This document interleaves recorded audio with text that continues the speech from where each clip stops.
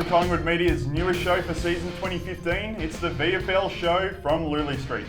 I'm the VFL President Wagner, and joining me each week will be forward line development coach, ruck coach, but more importantly 220 game veteran of the club, Anthony Rocca. Welcome, Pebs. Thank you, Marcus, and this is the first ever VFL show for any football club, I think. What a great honour to be a part of with this great football club, the Collingwood Football Club.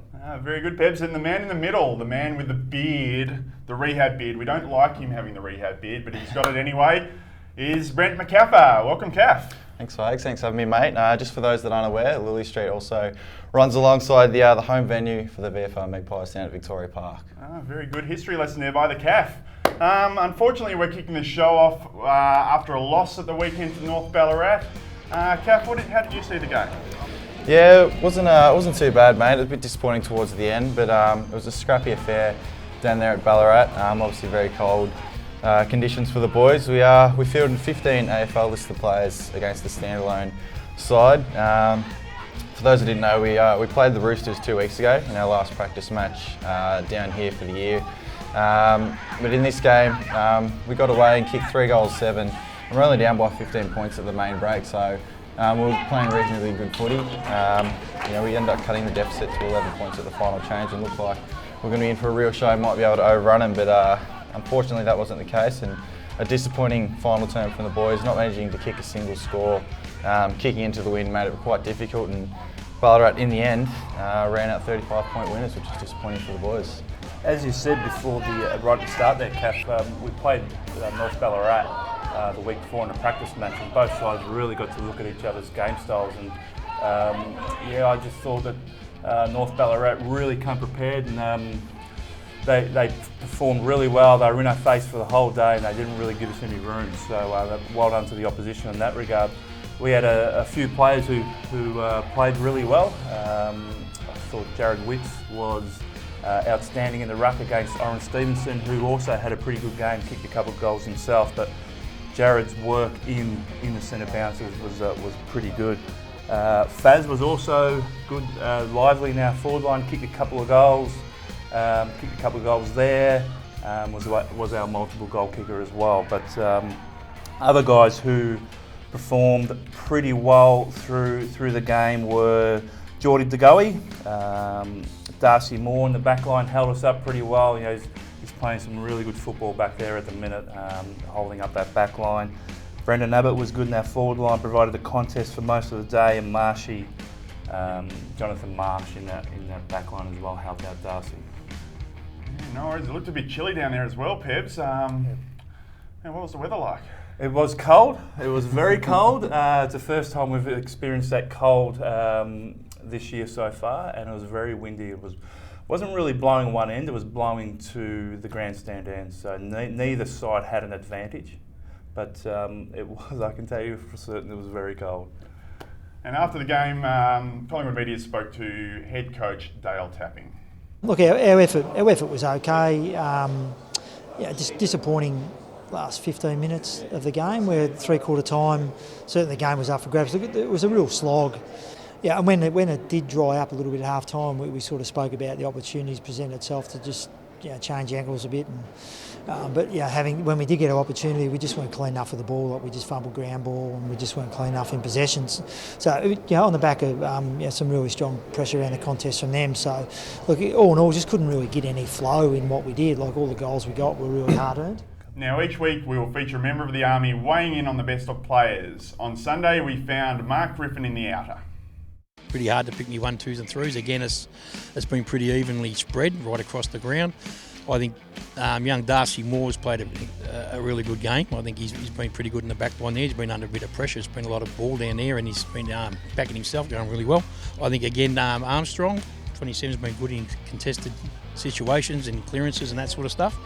I've forgotten his name again. Our number one draft pick. I'll just go look at my book here. Or is it DeGoey? He's been consistent. My 1, 2, 3s would be Moore, Armstrong, and DeGoey. DeGoey, I like that. Well, Jordan, how would you say, Pebs? Is it DeGoey? It is DeGoey. Degooey. But this is how nicknames are formed. So that nickname, Degooey, might stick.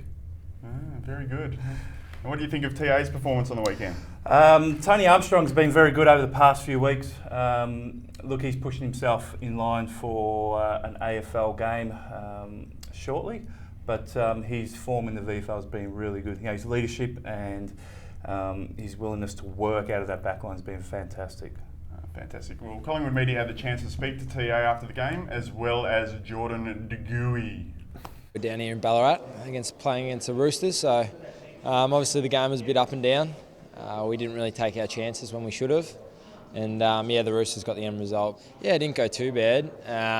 Obviously, once I got in the midfield, I did some good things, so which is always positive. But I think there's still some definite improvement to my game, especially when I go forward. But some glimpses of good stuff there. I just hope to string together a full, consistent game next week.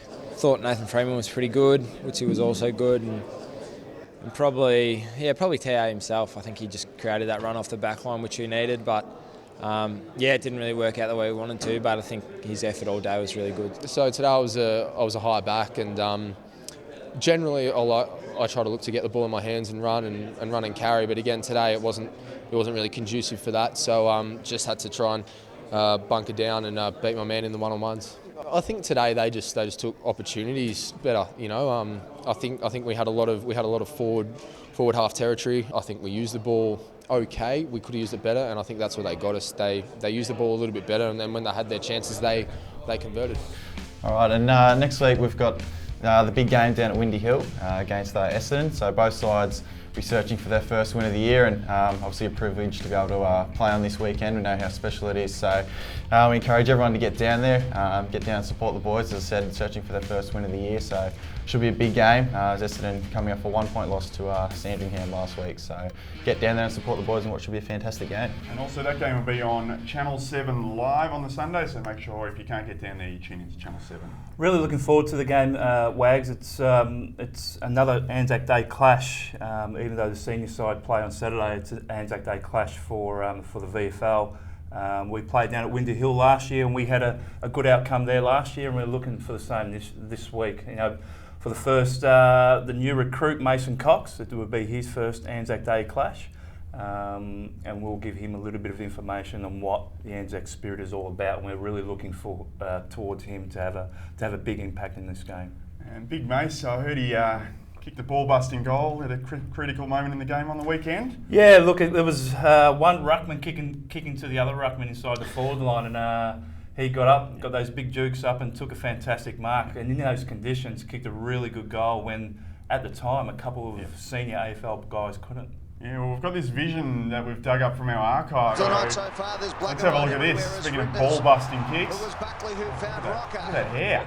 The jumper's still a bit, it's very baggy on you. I think it'd be a bit tighter now. This is the point of the ground where I was certain I was going to kick goal most of the time. What game was this, Pep? This is 2002, I think. Yeah, look, I had no options inside 50.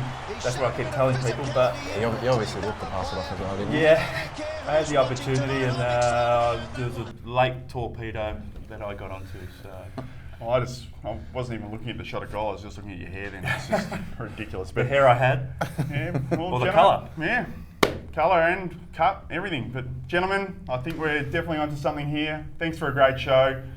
Thanks for tuning in from Lulie Street. We'll see you next week.